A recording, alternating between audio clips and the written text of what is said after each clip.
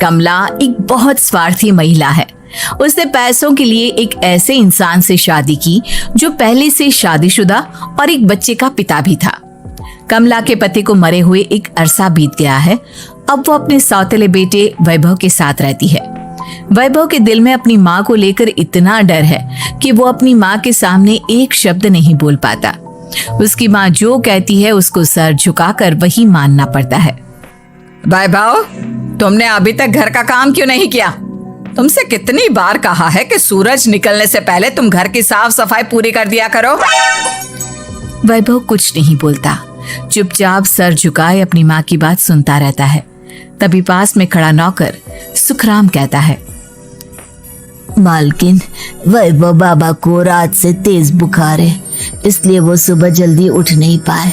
उनके बदले मैं घर की साफ सफाई कर देता हूँ। इसे कोई बुखार नहीं है। मैं इसे अच्छी तरह से जानती हूँ। ये सब काम न करने के बहाने हैं। सुखराम काका, बोल दो इसे, सारे घर का काम यही करेगा। और इससे समय पर अपना काम पूरा नहीं किया तो इससे आज का खाना भी नहीं मिलेगा।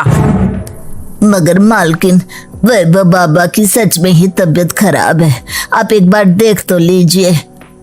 कमला बिना कुछ बोले वहां से चली गई और बेचारा वैभव तेज बुखार में भी काम करता रहा। कमला वैभव की शादी एक ऐसी लड़की से कराना चाहती थी जो अनपढ़ हो और कमला से इसी तरह डरे जिस तरह वैभव डरता है, ताकि वैभव की सारी जायदाद और धन दौलत उसकी मुट्ठी में रहे। लेकिन आज के जमाने में ऐसी लड़की मिलना मुश्किल है। कमला कार में यही सब कुछ सोचती जा रही थी कि तभी रास्ते में, अरे ड्राइवर, तुमने कार क्यों रोक दी? और ये इतना शोर कैसा? मैडम, आगे कुछ बंजारों का खेल चल रहा है, इसलिए भीड़ लगी है। मैं अभी भीड़ को साइड में करवाकर कार निकालता हूँ।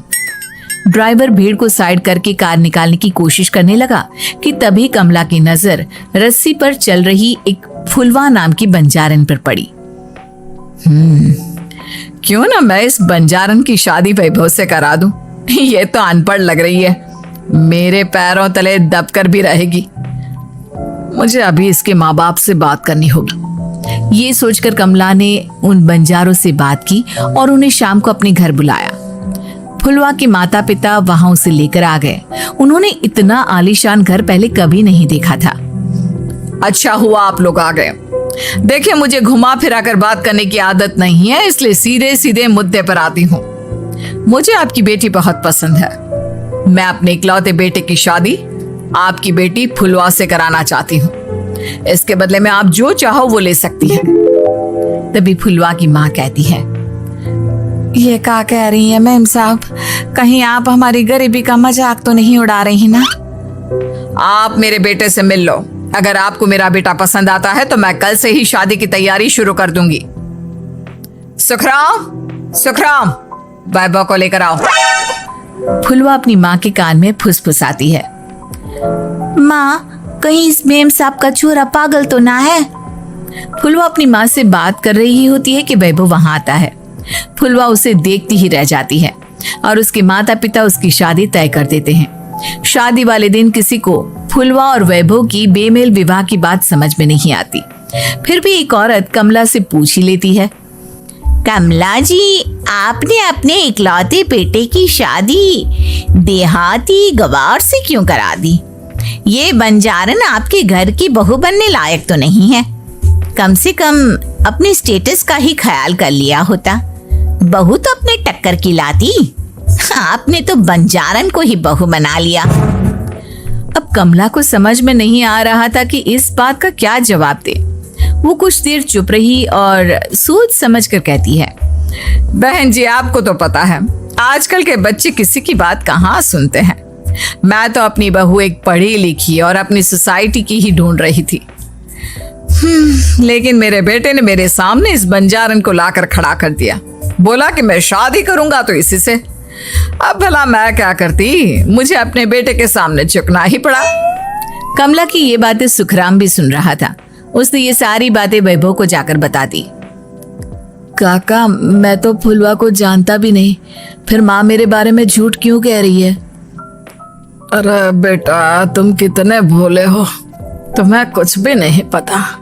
तुम्हारे पिता अपनी सारी संपत्ति तुम्हारे नाम करके गए हैं। तुम्हारी माँ नहीं चाहती कि यह संपत्ति तुम्हें मिले, इसलिए उन्होंने तुम्हारी अनपढ़ लड़की से शादी करवाई ताकि तुम्हारी तरह वो भी अपने हक के लिए आवाज ना उठा सके। सुखराम काका, मैं क्या करूं, आप ही बताओ। माँ के सामने आते ही मेरे हाथ पैर कांपने लगते हैं। मैं माँ को कुछ भी नहीं कह पाता। वे दोनों बात कर ही रहे थे कि अचानक कमला वहां आ गई। कमला को देखकर दोनों घबरा गए। तुम दोनों फिर कभी बातें कर लेना, अभी फेरों का समय हो गया है, चलो जल्दी आओ। इस तरह फुलवा और वैभव की शादी हो गई। अगले दिन कमला ने फुलवा को बुलाया और उसे नसीहत देने लगी। देख बंजारन, तुझे मैंने अपनी बहू बना तो लिया है, लेकिन तुझे इस घर में आँख कान मुंह बंद करके रहना होगा। घर का काम कर और अपने पति से मतलब रख, समझी? कमला का ऐसा रवैया फुलवा को बिल्कुल समझ में नहीं आया। उसने वैभव से इस बारे में बात की। सुनिए ना, माँ जी ने जिस तरह मुझसे बात की मुझे अच्छा नहीं लगा। शादी से पहले तो वो मुझसे बहुत अच्छे से बात कर रही थी, लेकिन शादी के बाद उन्हें क्या हो गया? तुम ज्यादा मत सोचो, जैसा माँ कहती है वैसा ही करो। ये कहकर वैभव वहां से चला गया। अगले दिन वैभव को घर के नौकरों की तरह काम करता देख फुलवा को बहुत हैरानी हुई। फुलवा ने इस बारे में सुखराम काका से बात की तो सुखराम काका ने फुलवा को सारी बात बता दी। अब फुलवा को समझ में आ गया कि उसकी सास ने एक बंजारन को बहू क्यों बनाया। एक दिन वैभव घर का काम कर रहा था, तभी उससे कांच की प्लेट टूट गई।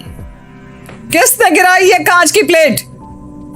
वैभव को वहां खड़ा देख कमला ने छड़ी से उसे मारना शुरू कर दिया। उसके पैर में कांच चुभ गया और खून बहने लगा, लेकिन फिर भी कमला उसे मारे जा रही थी। ये देखकर फुलवा ने कमला के हाथ से छड़ी छीन ली और तोड़कर फेंक दी। बंजारन, तेरी इतनी हिम्मत, तूने मेरे हाथ से छड़ी छीनी? कमला फुलवा को थप्पड़ मारने ही वाली थी कि फुलवा उसका हाथ पकड़ लेती है। ओ सस माँ, मैंने मॉम की गुड़िया ना समझ लियो। बंजारन हो बंजारन, ईंट का जवाब पत्थर से देना जानती हूँ। आज के बाद मेरे या वैभव जी के ऊपर हाथ उठाने की सोचियो भी ना, समझी ससु माँ? ये कहकर फुलवा वैभव को लेकर वहां से चली गई। उसने वैभव के पैर पर पट्टी बांधी, उसके आंसू पोंछे। वैभव ने पहली बार किसी के दिल में अपने लिए इतना प्यार महसूस किया। अब फुलवा वैभव का हर काम में हाथ बटाती, उसका बहुत ख्याल रखती। इस तरह दोनों बहुत ज्यादा नजदीक आ गए। वहीं दूसरी ओर कमला सारी जायदाद अपने नाम करने की साजिश करने लगी। और एक दिन, वैभव, जल्दी बाहर आओ। कमला की आवाज सुनकर वैभव और फुलवा अपने कमरे से बाहर आ गए। जी माँ, आपने बुलाया? ये ले, इन कागजों पर साइन कर दे। वैभव कागजों पर साइन करने ही वाला था कि फुलवा वैभव के हाथ से पेन छीनकर कहती है, ना वैभव जी, आप इस पर हस्ताक्षर नहीं करेंगे। आओ बंजारन, मैं तुझसे बात नहीं कर रही। ये बात मेरे और मेरे बेटे के बीच की है। चुपचाप पेन दे दे, नहीं तो तेरी खाल उधेड़ लूंगी। ससु माँ, बंजारन की खाल इतनी भी ढीली ना होवे कि कोई भी उधेड़ लेवे। जो यकीन ना आता हो तो देख ले उतार के। और हाँ, बंजारन जरूर हूँ पर अनपढ़ ना हूँ। मन्ने भी पता है कि किसी भी कागज पर साइन करने से पहले उसे अच्छी तरह पढ़ लेवे हैं। पेन देती है या नहीं? ये कहकर कमला फुलवा को मारने आई तो फुलवा ने कमला को धक्का दे दिया और वो नीचे गिर गई। कमला डरकर वहां से भाग गई। अब फुलवा ने वो कागज उठाए और वैभव के साथ सीधा वकील के पास चली गई। वकील ने वो कागज देखी और फुलवा को बताया, वैभव के पिता की सारी जायदाद और संपत्ति वैभव के नाम है, लेकिन वैभव की सौतेली माँ इस संपत्ति को अपने नाम कराना चाहती है, इसलिए इन कागजों पर वो साइन करा रही थी। तो अब हमें क्या करना चाहिए वकील साहब? वकील ने फुलवा और वैभव को सब कुछ अच्छी तरह से समझा दिया।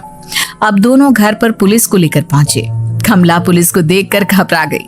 पुलिस ने कहा, आपके नाम की कंप्लेंट हुई है, आपको हमारे साथ थाने चलना होगा।